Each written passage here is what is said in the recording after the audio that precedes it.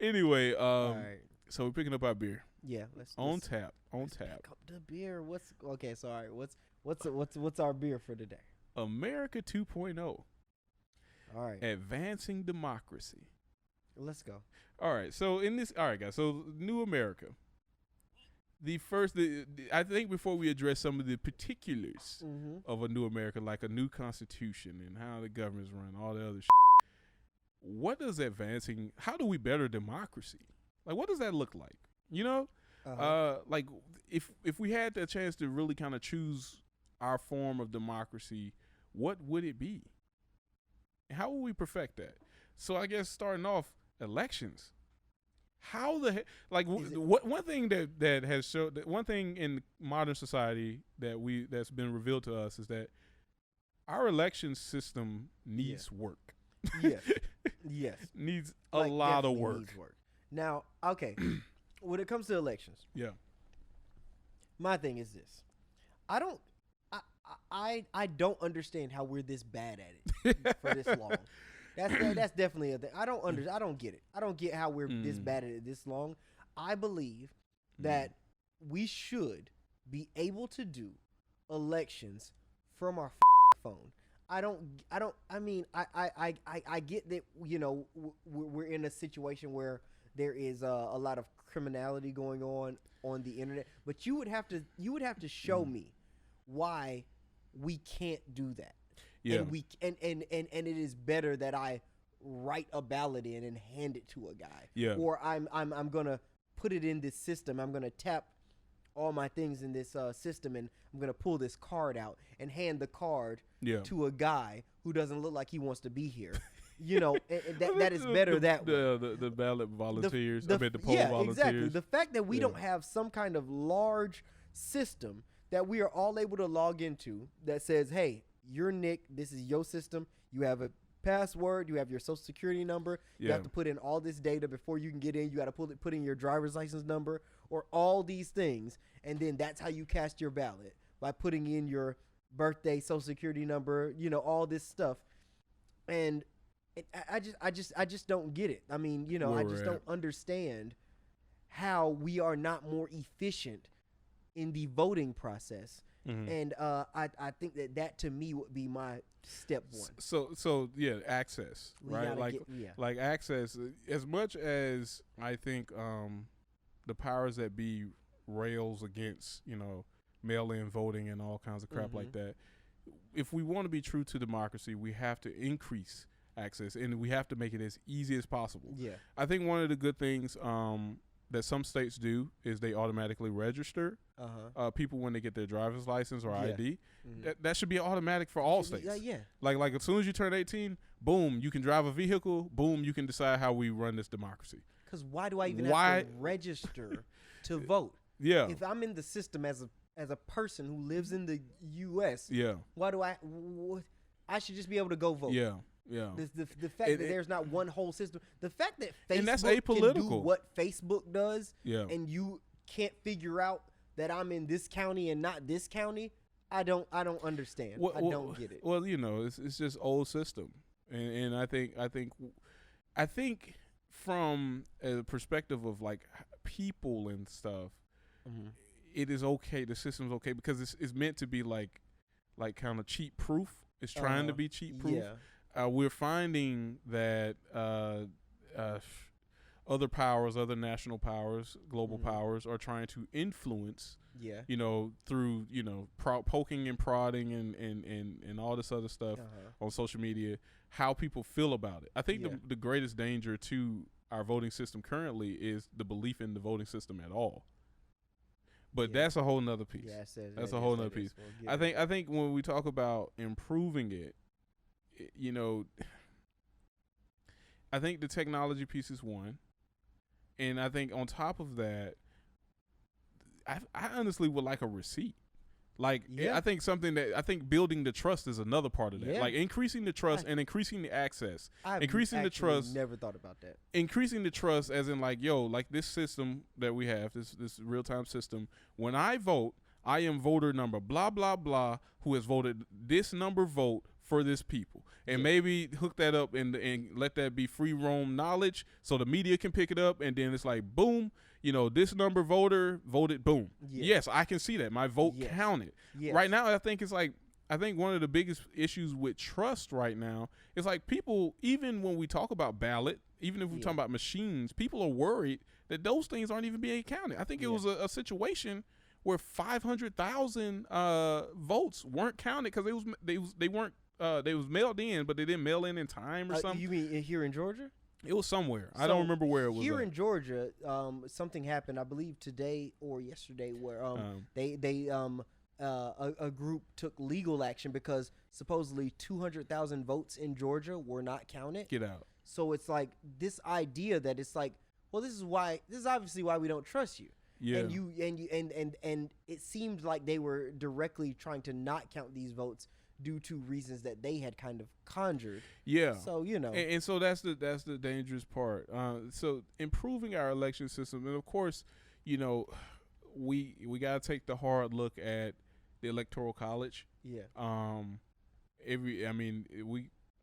It's probably got to go. Yeah. And I say probably. A lot of people are like, okay, it's definitely got to go with the you, Nick. No, it's like I say probably because like I'm not one to throw away everything, and just completely get rid of old wisdom, because there's a reason, But I think I'm at the point where I'm like, like all the reasons that I've thought about it. I like to review stuff before I go one way or the other.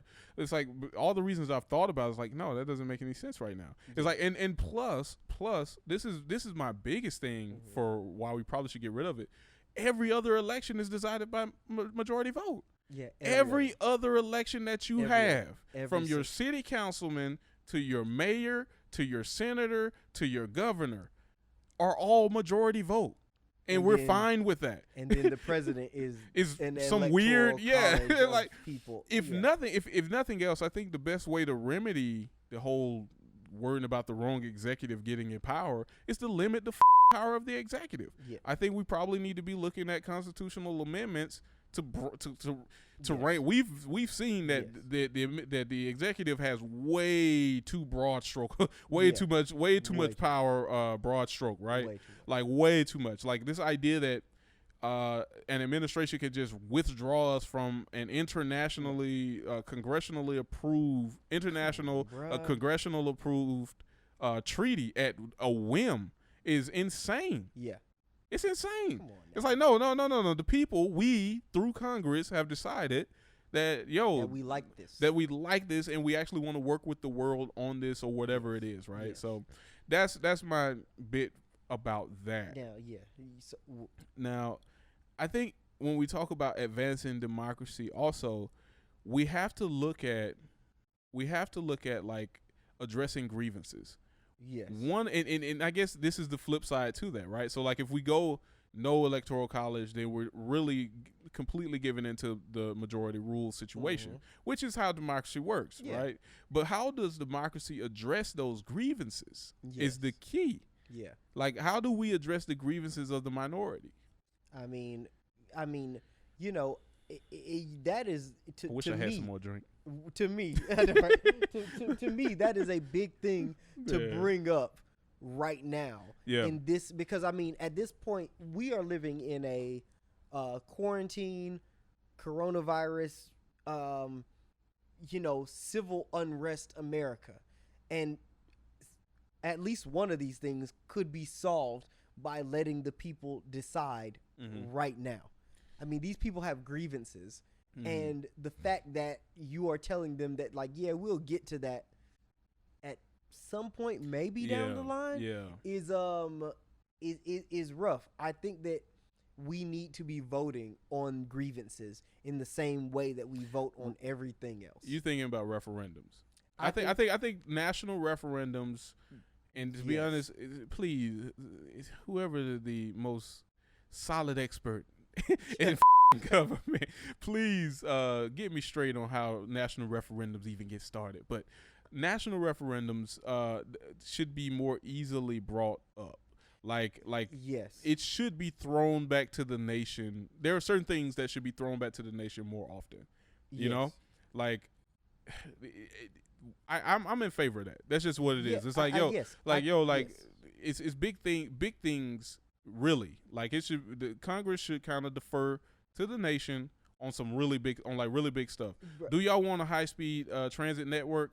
Throw it on the ballot. Throw it a national referendum. Do I want to be able to take a train to Chicago and get there in 2 hours and it be like half the cost of a flight? Hell yeah, I do. Yes. Check. You know, give me that. Would I be down to pay X amount in taxes to do that? Yes. Okay, cool. We can do that. I think that we need a lot more government transparency. Oh, on the federal level, 100%. We just need a lot more transparency so that you can tell us, hey, what are you thinking about? Well, us as the people feel X way about it, and that you could take a vote. And if the thing is that if you, and that's how you address those grievances. Yes, because I think that voting is it sometimes seems like a task, but I think that I think that we should be as a culture or as a society voting constantly. But I think that we should be voting once every 2 months, and that sounds like a pure democracy. Because I do kind of believe in that, because it wouldn't even seem like as much of a task if we were kind of voting constantly. If this is a part of your monthly thing, like I got to vote this month too, and I got to go do this other thing. We have to do so many other things as adults, because being an adult is a thing we got to do. Task is already a task. But just add that, being like, and then every once in a while, just like you got to go to a DMV every once in a while. Yeah, okay, boom. Yeah. I also got to do this, and I got to do this, and I got this other thing, and I got to go vote. Tracy, what we got? Did it stop recording? It's like stopping right now. It's like going on and off and on and off. Check that out, Nick. Yeah, I got to. Yeah, you got to. You got to. We'll be back in just a second after these chicks.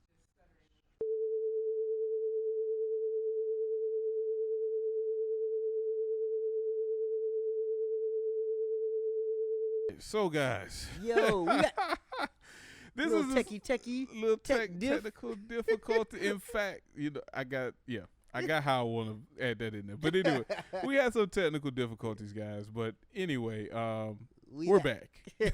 We're back. So go and wrap this thing up.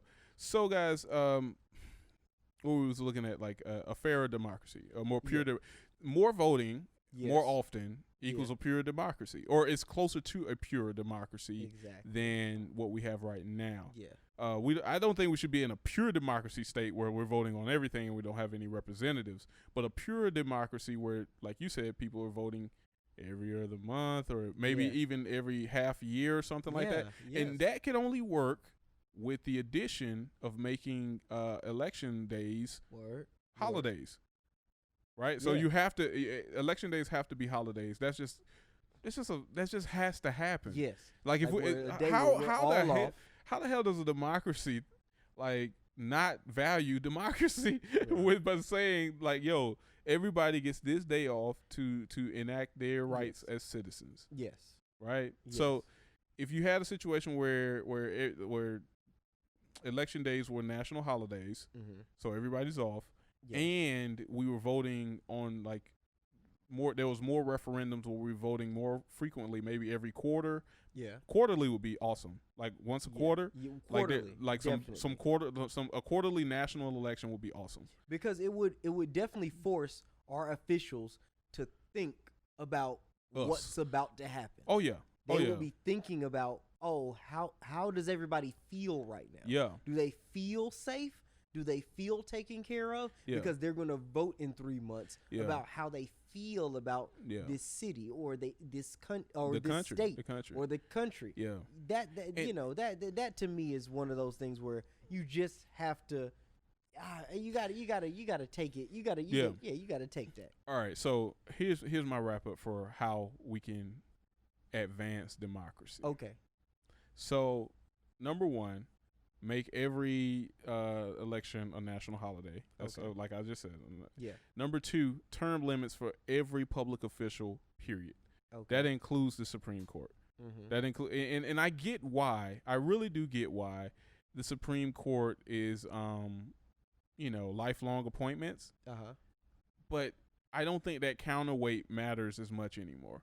Like, I think that maybe they have longer terms than the average politician, but to have a lifetime appointment is ridiculous. No official in any democracy should have a lifetime appointment. No, because that's a king at that point. A king, that's a king in their space, right? If you have a lifetime appointment to what you have, at the very least, you are a lord. Yeah, and you don't have any accountability. You have zero. You can make whatever decision you want to make, and at that point, everybody kind of got to rock with it. And that's just not fair. That's not fun. That's not fun. Nah. You know, like, geez, dude, like, pass the controller. But I want to be player one sometime too. No, but that's my thing. So make sure all term limits. In some kind of way, we need to create a system where the public gets receipt of their vote. Yeah. To increase the receipts for the votes, to me, was something big that you brought up that I was like, I've never thought about that, but we definitely, like, every time I vote, I should have a receipt for my vote. Yeah. And I get that people, you know, one of the reasons is that they don't like is that the idea that it's supposed to be super, super private. So you can't, like, share your vote. Nah, man, you should be able to give me a receipt. Yeah.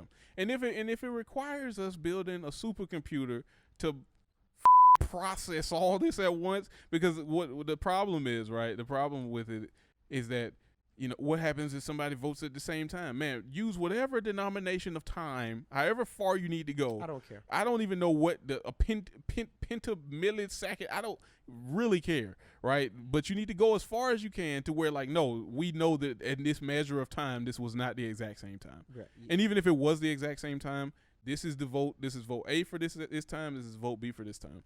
But you know, and you can conclude through, like, I would assume the media would spread this information. Right. You can look at it and say, hey, on this vote, on this sheet of votes for the president, I was this person. And I know because I know my code. I know my receipt code. Yes. And I know my timestamp. And so, like, I was this person. And then once you start getting irregularities and people saying, like, yo, my thing ain't even on here, then you can point out what's going on. But see, my thing is that I know y'all can do it because Twitter can do it. That's why I just, you don't sit back and tell me, exactly. Don't sit back here and tell me, like, oh, you know, it would take, no, bruh. If Twitter can go and buy enough servers to let us all be tweeting wildly at the same time, bruh, for different, then I'm not sitting here letting you tell me that it's you know, it'll be a lot of, I'm not saying, no. What's don't buy no more jets. So you tell me. I don't want no more Raptors. F-22 Raptors. We don't need them. F-22 Raptors. I don't need no more aircraft carriers. A legit voting system. Drones. Don't you buy not one other drone until we let me vote for my phone. That's the chant. No more drones until I can vote for my phone. Oh my God! And that, my friends, is the dat on that. That's the dat on that. That's the dat. We're gonna leave it on that. We're gonna leave the episode on that because let's leave the episode on that because that's a chant right there. Yes. And if in one of these rallies or protests somebody got that, bro, they better give you credit, dog. To buy. If I see a sign that say no more drones till I vote for my phone, and if my name not up under there, it's gotta be. At least your initials. Please at least TH. That I don't got people out there, bro. In every city. In every city, bro. My goons. In every city that mean anything. My goons. They politically people. Active and criminals. But all right. Oh my God.